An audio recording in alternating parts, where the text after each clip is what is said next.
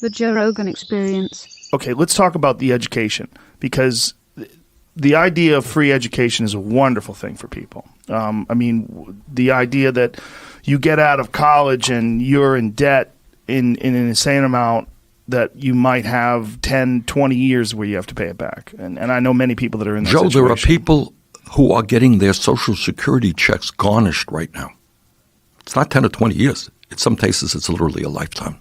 Now, a lot of that is, I mean, it's got to in some way be preventable by what we're talking about here. Absolutely. All right, and is that how you would pay for it? I mean, how would you? I'll tell you exactly how we'd pay for it. Okay. And we pay for every idea that we have, we pay for it. And we pay for it by understanding that today we have massive levels of income and wealth inequality. And we have, in many cases, the wealthy and large corporations paying nothing or very little in taxes. Here is the issue in terms of education. 40, 50 years ago, you were an average American working class person. You graduated high school. Especially if there was a union around, you can go out and get a job and make it into the middle class. You could own your own home. You could send your kids to school. You lived a pretty good life. You made it in the middle class. 40 or 50 years later, there's an explosion of technology. There's a growth in unfettered free trade. And it is clear now that most people, to make it into the middle class, are going to need a higher education. That's college, or maybe it's technical training in order to become a skilled worker. It is insane to me to deny working class people and lower income people the opportunity to get that education because the cost of college has soared. So all that I say is that 100 plus years ago, the American people said that we should have free public education. I went to a public school. My parents didn't pay a nickel. Went to kindergarten. I went through the 12th grade. Pretty good education in Brooklyn, New York. All that I'm saying is the world has changed. And a high school degree is not good enough anymore. So expand that concept through college. Now, guess what?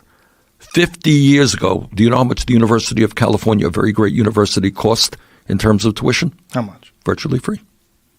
What's it now? I don't know, but it's pretty high. It is high. It's thousands and thousands of dollars. So you had great universities like the University of California, City University of New York, state colleges all over this country, where tuition was virtually free. And then what happened, for a variety of political reasons, states and the federal government started cutting back on higher education and put more and more burden on the student with higher and higher tuition, which is where we are today. So all that I'm saying is in the year 2019, 2020, if our working class kids are going to go out and get the jobs that are out there, they need a higher education, which should be tuition free. In terms of the cancellation of debt, which is my view, you got 45 million people who are dealing with debt. I'll never forget this. This is where it really hit me. I was in Burlington, Vermont, and I had a meeting on an issue, and a young woman comes up and she says, she's a doctor. She graduated medical school. She's very happy. She's practicing in a community health center, loves what she's doing. She said, Bernie, I got to tell you, though, I am $300,000 in debt for having gone to medical school. I couldn't believe it. I was in Iowa, a young woman, $400,000 in debt. This is not unusual for medical schools and dental schools. And, you know, ordinary people, $50,000, $100,000 for going to college or getting a master's degree. We promised these young people, we said, go to college, go out and get an education, you'll get decent paying jobs. Well, the answer is they have not been able to do that. So what we have proposed in one piece of legislation, or two actually, is to make public colleges and universities tuition-free, cancel all student debt in this country. That will cost $2.2 trillion, a lot of money, over a 10-year period. We do this through a tax on Wall Street speculation, which will bring in $2.4 trillion. We bailed out Wall Street 11 years ago. And by the way, these are crooks on Wall Street who engaged in illegal behavior. Taxpayers, against my vote, bailed them out.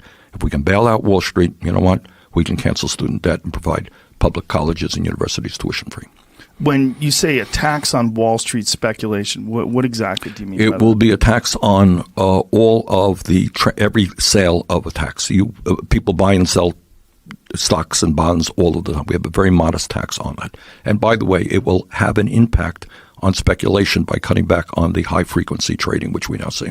So you would just there's no current tax on this? Correct. So you would put a small amount and that would do the job. That would raise more than enough money. It's a very small tax. It exists. When you say small, how much? It depends on the nature of the transaction, but it's less than 0.5%. Really? Yeah. And that would cover? Because the amount of stocks being sold, Right. bought and sold. And this is not, again, a new idea. It's being done in countries all over the world. What about here's one of the darkest things about student loans is that if you go bankrupt, it doesn't matter. You still owe that.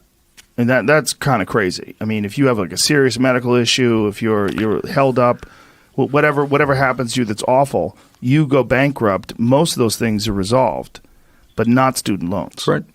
I mean, again, this talks and that has to do with bankruptcy law, which was passed against my vote.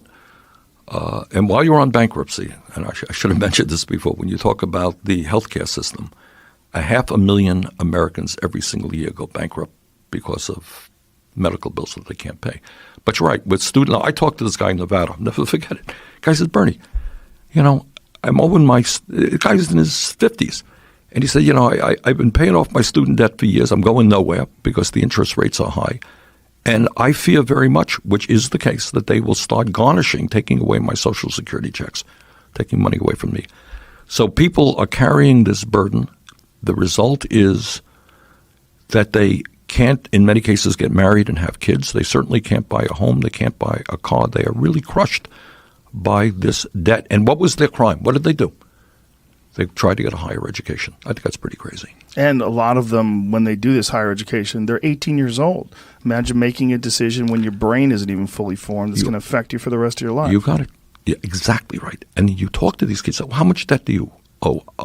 What kind of interest rates you're paying? Gee, I really don't know. They just told me to sign over here. That's all right.